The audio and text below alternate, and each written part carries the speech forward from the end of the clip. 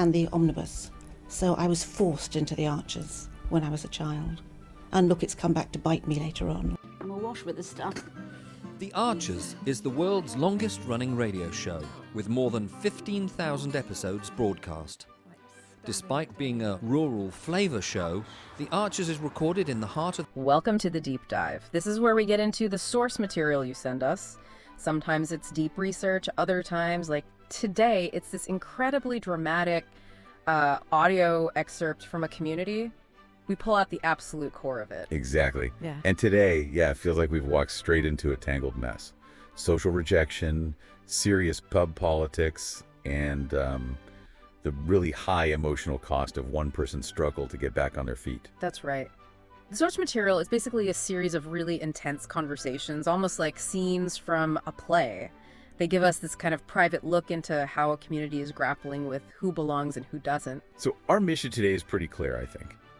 We need to unpack these escalating dynamics around George Grundy being excluded and really analyze what that rejection is doing, not just to him, his mental state, but also, to the people and the places around him, like the pub. Okay, let's dive straight in then, because the feeling from these sources is just immediate. It's all centered on George, who seems to be in a really bad place, a downward spiral. And the core issue, it seems to be his exclusion from the local pub, the Bull. That's acting like fuel on the fire. His mother, Emma, she's living this, she even says she can feel the sadness rolling off him. That's the raw heart of this whole thing. And we really have to start by looking at his current state. Because this isn't just someone having a rough patch. No. He seems fundamentally withdrawn from life. Alarming is definitely the right word. George is apparently up all night gaming. That classic way people check out when the real world feels too much. Total avoidance, yeah. His mom says he's dead to the world during the day, sometimes still in bed around tea time. And his dad puts it plainly, awake all night, glued to a screen, and then seeing no one all day. That's just a cycle, isn't it? An isolation loop. It really is. It puts him in this kind of suspended animation. Yeah. And his parents, they see the danger in that inertia, that lack of movement. They explicitly say they're worried about a downward spiral, which makes him vulnerable. Yeah. Not just mental health stuff, but also they mention ex-offender issues. So they're aware of the external pressures too. They keep saying, and it sounds right, what he needs is basically two things: purpose and people. Right. Without that meaningful connection, that structure, it feels like sliding back is almost inevitable. Yeah, exactly. And the money situation just makes it worse, doesn't it? That feeling of shame. People often forget that part when someone withdraws. Absolutely. He apparently hates that his partner Amber has to pay for everything, and even though she sounds loyal, saying she'd spend her last penny on him. Which is lovely, but he still feels it, right? The lack of independence. He feels those limited options if you're stuck at home, knowing he can't really contribute. And that inability to contribute, that hits right at your sense of self as an adult. It's not just cash, it's agency. It's feeling useful. Are there any bright spots?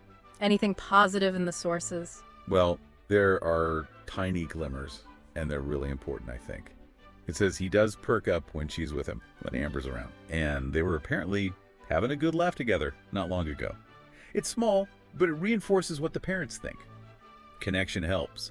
When he feels seen, connected, maybe the darkness lifts a bit. But then reality bites again. External stuff. He's got this meeting coming up with Rage, someone connected to his license, his ex-offender status. Right, and when his parents try to nudge him towards looking for work, his reaction is just pure dismissal. He kind of waves away the whole authority structure. How so? Quite telling, psychologically. He claims Rage has got bigger worries than whether he signed up for some job app. Deflection. Sounds like it. It's probably not that he genuinely thinks Reach is too busy, more like. If he doesn't even try to look for a job, he can't fail at it, right? Fear of failure talking. Avoidance again. Yeah. He even tries to argue he's not doing nothing. He mentions babysitting Poppy and helping out with the turkeys, small family things. Right. Using tiny tasks to argue against needing proper work. It's a defense mechanism, sure, but it doesn't solve the real issue. Which brings us smack bang into the community conflict, the Bull. Introducing the Archer's Mug, where elegance meets everyday comfort. Crafted from premium white ceramic, designed with vibrant peekaboo colors inside, simple, modern, and stylish.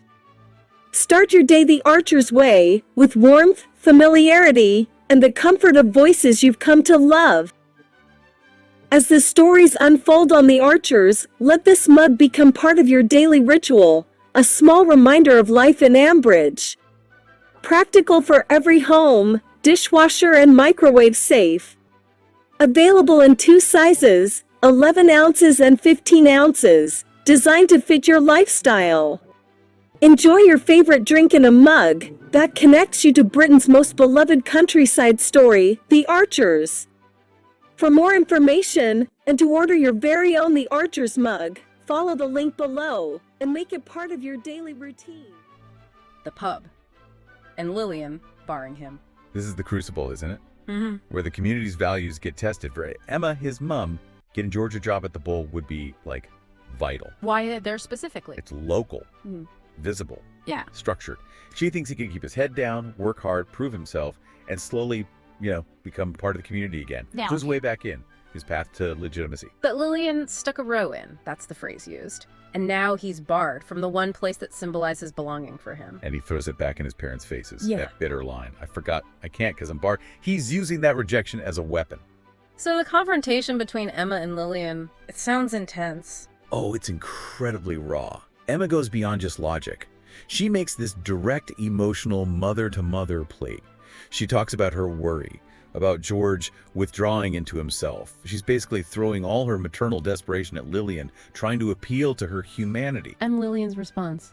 Immediate rejection, which tells you a lot about where Lillian's priorities are. Maybe boundaries, maybe control. Her answer is just flat. If this is about George, then my answer is no. Wow. She kind of misses the point Emma's making too. Emma's fighting for belonging, not just a place to drink. But Lillian suggests other pubs and says his only option shouldn't be going out drinking. So what's Lillian's justification? Why is she so dead set against him? Well, it seems like there are a few layers. She claims George was rude and unpleasant to her recently. Suggests his charm is just a facade. But underneath that, the sources hint the real driver is fear. Defensiveness. Protecting Alice. Alice, her daughter, but hang on, Emma pushes back on that, right? Alice is an adult. So, is Lillian genuinely protecting her daughter? Or is protection just a convenient excuse? A way to keep control of the pub's atmosphere? Her reputation, maybe? The material leans towards the latter, I think. Lillian seems to see George as a risk to the Bull's stability, its respectability. And Alice becomes the sort of moral shield she uses to enforce that exclusion. It feels more like defending public image than offering personal mercy. So when the emotional appeal fails, Emma shifts tactics. Drastically. She goes on the attack, calls Lillian a hypocrite, accuses the Bull of discrimination, and then she throws out this, well, frankly, desperate threat about reporting them to the council for trying to trade without a license. That does sound desperate. Does it land? Not at all. Lillian just laughs it off, calls it clown cuckoo land. She knows where the power lies. She basically says the council won't care why an ex-con got barred from a pub. Lillian holds the cards institutionally, and she's playing them hard. What's really interesting, maybe even damning for the community, is what happens with the staff inside the Bull. Emma appeals to Tracy, one of the staff, asks her to speak up against Lillian, team up, appeal to what's right. And Tracy's refusal. That's a pivotal moment of compromise in this whole story. Tracy says, very clearly, that she did actually vote to bar George. So it wasn't just Lillian acting alone. Ah, okay. But crucially, the reason she won't challenge Lillian now, she says, I love this job. She doesn't want to lose it. For Tracy, her own practical survival, her job security, that outweighs Emma's sort of idealistic fight for George's inclusion. Wow.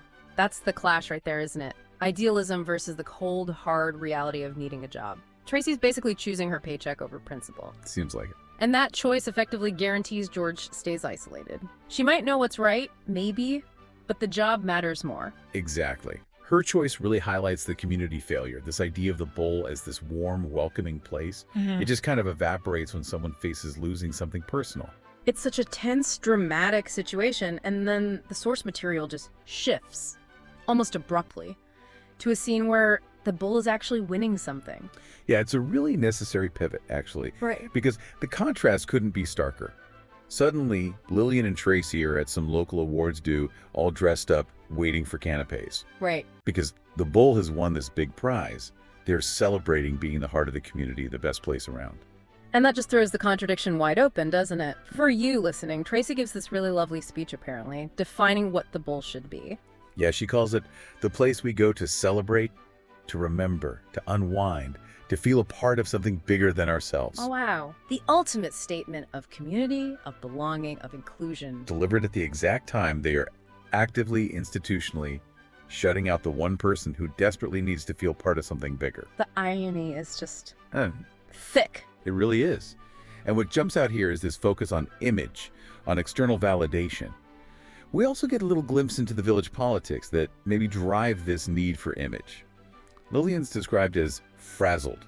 By what? The ongoing saga of the Aldridge family. Rory, Miranda, and especially Brian. Ah, yes, Brian. The balding swan, who somehow manages to glide through life causing chaos. It's a funny line, but it reinforces the idea that Lillian's main worry isn't necessarily deep moral stuff. It's managing appearances, dealing with stress from, high-status troublemakers like the Aldridges. Totally.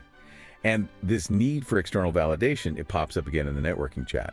Tracy points out Aileen, who's about to tear the Chamber of Commerce, saying she's the most wonderful gossip. Strategic intel. Exactly. And Lillian immediately offers Tracy a masterclass in schmoozing. They're deep in the game. The politics needed to keep their success, their image, polished. It feels like success built on reputation management, maybe more than genuine community care. But this shiny surface, this success, it doesn't last long, does it? Back at the bowl. No. It literally shatters. They're back, having a celebratory drink, a nightcap, and somehow between them, Tracy and Lillian drop the trophy, this magnificent award. Oh no. And this is where the symbolism just hits you over the head. The accident is so potent. The damage isn't random. The trophy loses its little model pub from the top. Actual symbol of the bowl. The physical representation of their community success broken right after they received it. It's just a perfect metaphor for the whole situation. They get this top award for being a community hub, but their actual core structure, their inclusivity, their moral center, it's already fractured internally. Yeah. Compromised. Nailed it. And how they react to the break is just as telling. Lillian, maybe because of her rigid side, insists they must confess, "We broke the bull's prize." Total honesty. But Tracy, Tracy, who chose her job earlier, she wants to fix it, hide the damage.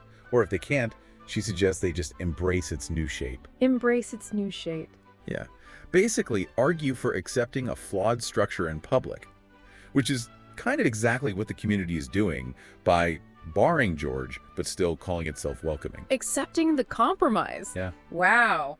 Okay, so while the trophy lies broken, back with George, his parents are trying to figure out how to actually help him, given this massive rejection from the community. They're really wrestling with it, how to parent in this situation. Yeah. They debate the options, go strict Victorian style or stay gentle and supportive. Tough balance. Very. Yeah. They land on the idea that George needs a job, needs to feel useful again. But crucially, they need to offer it without giving him ultimatums, because that would just make him resist more, push him further away. So, strategy time. George's dad steps up. Yeah, he makes a clever move, offers him a very timely, low-stakes job. Tree surgery just for Tuesday, because someone else, Ed, is needed somewhere else. And the work itself is pointedly unskilled. Like what? Mostly collecting up branches, clearing twigs and leaves. Simple stuff. It's a perfect test, isn't it? It's work, so it offers purpose. But it's simple enough that the fear of messing up might be lower. Exactly. But George's first reaction, pure resistance. Shame talking again. He asks, "What use would I be?" He dismisses it as the kind of work a kid could do. He feels degraded by it because it underlines how low he feels his status is right now. But he takes it in the end. He does. The reality of his situation bites. No other options relying on Amber. It wins out. But his acceptance is just blank. He says, "What choice do I have? Beggars can't be choosers." It's resignation, not motivation. Oof, beggars can't be choosers. That just hangs there, doesn't it? Taking a job out of sheer necessity and shame, not because you feel driven or hopeful.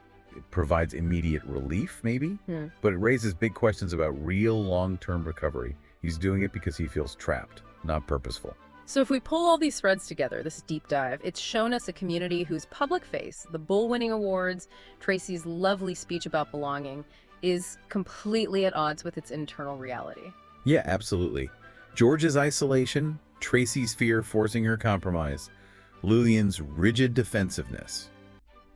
They paint a very different picture than that shiny trophy suggests. The motivations are clear now, aren't they? Emma's protective maternal instinct, Lillian's defensive protection of her own setup, and Tracy's purely practical need to protect her job. And we have to come back to that broken trophy. That symbolism is just too strong to ignore. Tracy described the bowl as that place to feel part of something bigger than ourselves. So if the actual physical symbol of that community success, the trophy, is so easily broken, loses the little pub off the top, its whole shape changed, what does that tell you? About the real fragility, maybe the hypocrisy of the community that want it, especially when it's actively excluding the people who need that belonging the most. It suggests the break wasn't just an accident, maybe it's a reflection.